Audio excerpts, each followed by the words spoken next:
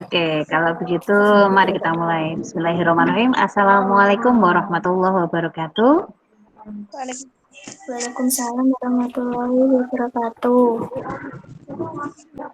Oke, alhamdulillah, puji syukur pada Allah. Hari ini kita bisa berjumpa kembali dalam pelajaran IPA dengan melalui video conference. Nah, minggu lalu kita sudah mulai ke materi baru, yaitu perubahan iklim. Sebelum kita mulai, kita buat kesepakatan dulu nih. Kalau misalkan Mbak Naura atau Mbak Dewantari nggak sepakat dengan kesepakatan ini, boleh ngomong kenapa. Yang pertama, hadir tepat waktu. Terima kasih sudah hadir tepat waktu. Kemudian saat pembelajaran tidak keluar masuk dari room Google Meet. Kemudian menyalakan kamera saat Google Meet kecuali ada kondisi tertentu dengan izin dari guru. Misalkan sinyalnya nggak bagus, maka kamera boleh dimatikan. Kemudian menghormati seluruh peserta Google Meet dengan memperhatikan dan mematikan speaker jika ada yang berbicara. Kalau mau berbicara baru dinyalakan speakernya. Kemudian mengikuti kegiatan sesi Google Meet ini dengan semangat dan bahagia. Nah, dari kesepakatan ini apakah sepakat? Sepakat. Atau ada yang mau diganti? Enggak, Bu. Oh, sepakat ya? Iya. Oke, kalau sepakat, nah saya mau nanya, Mbak Dewantari sama Mbak Naura hari ini perasaannya seperti apa? Nah, itu boleh dilihat tuh, di situ ada roda emosi Senang. pelucik. Nah, oh senang. Kalau Mbak Dewantari? Senang, Bu. Oh senang. Tadi pagi, dari pagi senang terus berarti ya? Enggak sempat marah, enggak sempat ngantuk, enggak sempat khawatir. Senang. Dari bangun tidur sampai sekarang senang terus berarti ya? Iya. Hai, alhamdulillahirabbil alamin. Sebelum kita mulai pelajaran, marilah kita berdoa menurut agama dan keyakinan kita masing-masing agar apa yang kita pelajari hari ini bisa bermanfaat dan bisa kita pahami dengan baik. Berdoa mulai.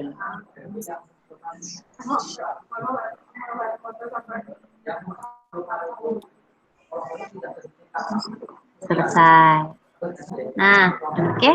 Di layar kalian saya mau mengenalkan teknik stop namanya. Jadi kalau misalkan nih bangun paginya nggak enak, baru bangun kita nggak enak, diganggu adik, diganggu kakak, mungkin malamnya mimpi buruk dan sebagainya, sehingga akhirnya saat mau belajar jadi nggak siap, jadi nggak enak, males-malesan gitu ya. Nah, kita bisa melakukan teknik stop ini. Teknik stop ini ada 4 langkah sesuai dengan huruf stop. Yang pertama S, stop melakukan kegiatan apapun. Jadi kalau perasaannya nggak enak, stop dulu, diam dulu. Terus ke langkah kedua, tarik nafas yang dalam beberapa kali dengan penuh kesadaran. Maksudnya kita sadar kita menarik nafas, kita sadar menghembuskannya. Terus langkah berikutnya O, observasi tubuh dan lingkungan kita. Kita amati tubuh kita, apa sih yang merasa kurang, kenapa sih kok kita merasa marah, nggak enak. Kita sadari emosi kita dengan baik. Kalau sudah, P, proceed. Kita bisa melanjutkan kegiatan biasanya dengan kondisi yang lebih tenang, lebih fokus, dan lebih konsentrasi. Nah, pertama duduk tegak tapi rileks, pundaknya rileks. Ya, tangannya diletakkan di atas meja boleh, atau boleh diletakkan di atas paha. Nah, Mbak Nanda yang baru masuk, silakan. Kita mau melakukan teknik stop. Matanya boleh dipejamkan, boleh juga enggak. Oke, mari kita pejamkan mata. Kita mulai yang kedua yaitu menarik nafas dengan penuh kesadaran. Tarik nafas. Kita rasakan udaranya masuk ke dalam paru-paru, lalu kita hembuskan. Tarik nafas lagi. Kita rasakan lebih seger. Kita hembuskan.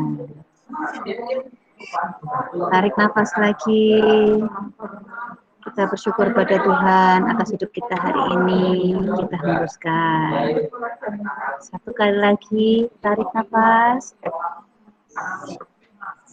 Kita hembuskan. Nah, selesai. Oke. Bagaimana Mbak Naura, Mbak Nanda, Mbak Dewantari? Bagaimana rasanya badan lebih segar enggak? Lebih tenang? Oke. Kalau sudah lebih tenang, lebih segar, kita siap belajar. Nah, hari ini tujuan pembelajaran kita adalah yang pertama, setelah pembelajaran ini kalian bisa menjelaskan definisi perubahan iklim. Yang kedua, menyebutkan gejala-gejala perubahan iklim. Dan yang ketiga, menjelaskan penyebab perubahan iklim. Betul sekali.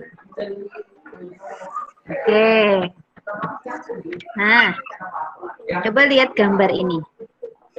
Nah, tahu nggak nih gambar apa? Banjir. Banjir. Banjir di mana ini?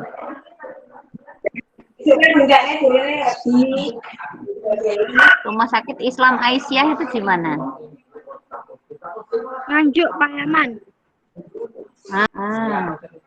Ada nggak yang rumahnya kebanjiran pas kemarin? Ada. Ada. Siapa? Saya.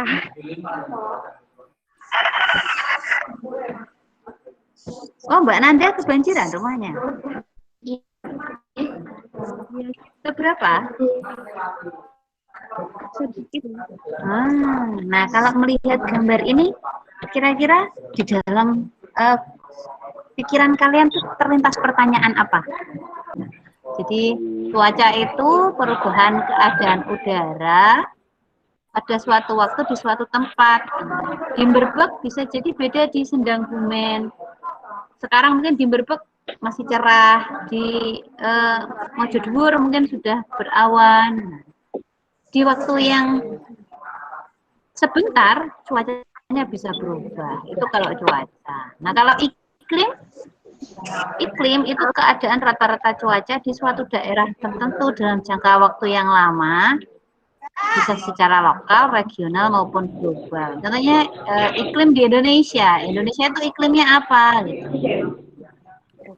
Tropis. Indonesia itu rata-rata suhunya betul.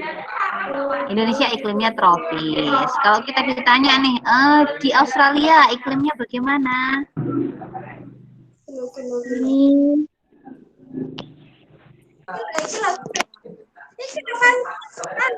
Nah, Australia pernah mengalami musim dingin, berarti di sana iklimnya subtropis.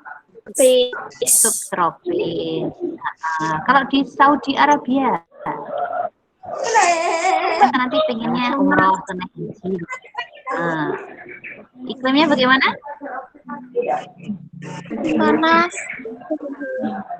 Oh, betul, iklimnya di sana panas. Nah, iklim itu kalau ngomongin iklim berarti waktunya lama, minimal 6 bulan atau 1 tahun. Nah, sampai di sini jelas ya? Jelas perbedaan cuaca sama iklim? Oke, kalau Sudimana? Atau saya kasih waktu aja? Saya kasih waktu 3 menit, coba dituliskan di chat aja. Menurut Mbak Nanda, Mbak Naura, Mbak Dewantari, sama Mbak Firda, perubahan iklim itu apa? Gitu. Ya, diketik aja. Nah, saya baca ya. Menurut Mbak Nanda, perubahan iklim itu adalah perubahan signifikan kepada iklim, suhu udara, dan curah hujan, mulai dari dasawarsa sampai jutaan tahun. Terus menurut Mbak Dewantari, perubahan iklim adalah perubahan keadaan cuaca dalam waktu yang lama. Nah, apa sih gejalanya terjadi perubahan iklim? Tadi sempat sudah ditunjukkan beberapa gitu kan ya. Apa sih gejala-gejala perubahan iklim? Yang seperti digambar tadi contohnya apa? Menyebutkan penyebab perubahan iklim sudah. Nah, ada yang bisa memberikan kesimpulan tentang pelajaran kita hari ini? Siapa? Silahkan.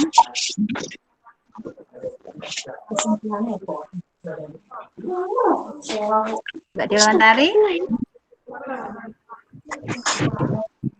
Apa hal yang penting yang kita pelajari hari ini dan bagaimana perasaannya sekarang?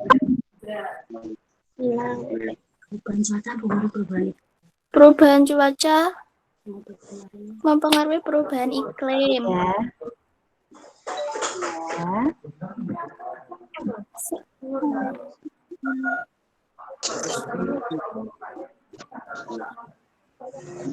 Terus bagaimana perasaannya setelah mempelajari itu?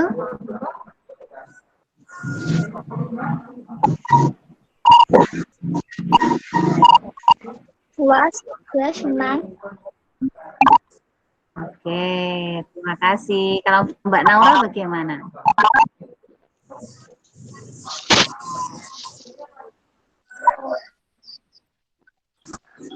Ya.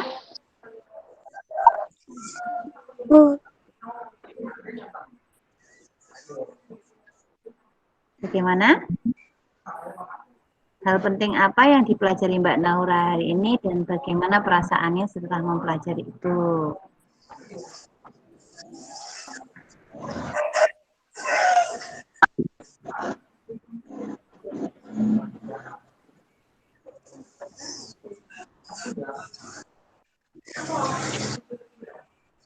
Itu.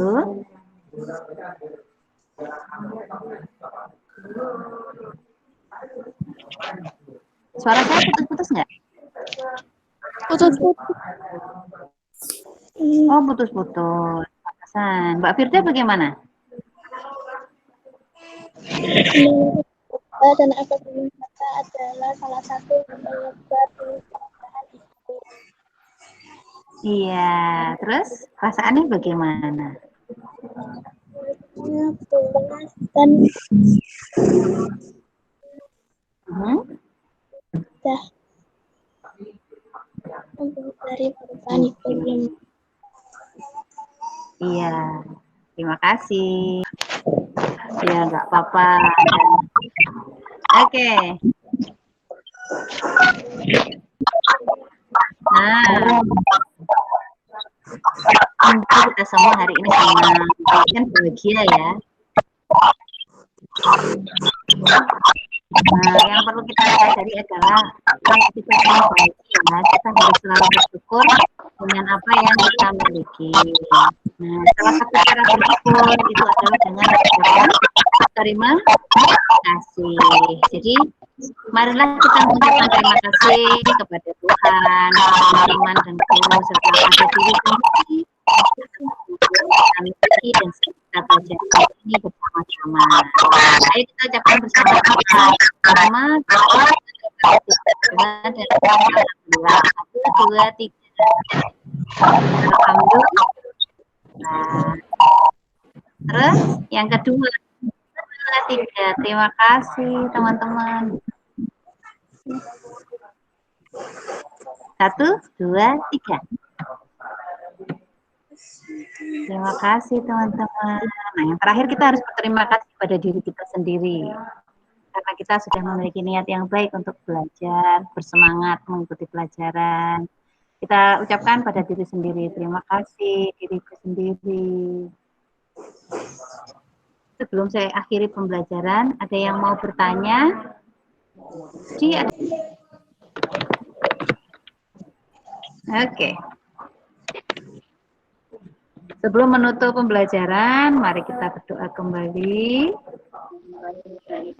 agar semua yang kita pelajari tadi bermanfaat dalam kehidupan kita dan bagi orang lain di sekitar kita. Berdoa, mulai.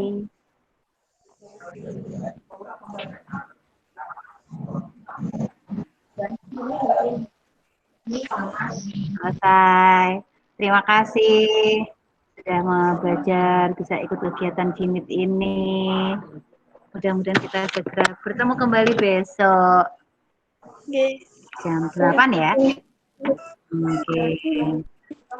Nanti bisa disampaikan ke teman-temannya untuk pengumpulan tugas besok. Assalamualaikum warahmatullahi wabarakatuh. Dadah. Setelah melaksanakan perencanaan pembelajaran kompetensi sosial emosional dan juga melaksanakan pembelajaran kompetensi sosial emosional secara daring, saya menyadari beberapa hal yang sangat penting. Yang pertama adalah selama ini mungkin kita telah melaksanakan pembelajaran ini namun tidak secara sadar atau tidak memiliki kesadaran penuh terhadap kompetensi ini. Kompetensi sosial emosional sangat penting untuk dibiasakan dan dikembangkan agar dimiliki oleh siswa, karena kompetensi ini sangat bermanfaat untuk memberikan bekal kepada siswa, baik untuk belajar maupun untuk berinteraksi dengan masyarakat.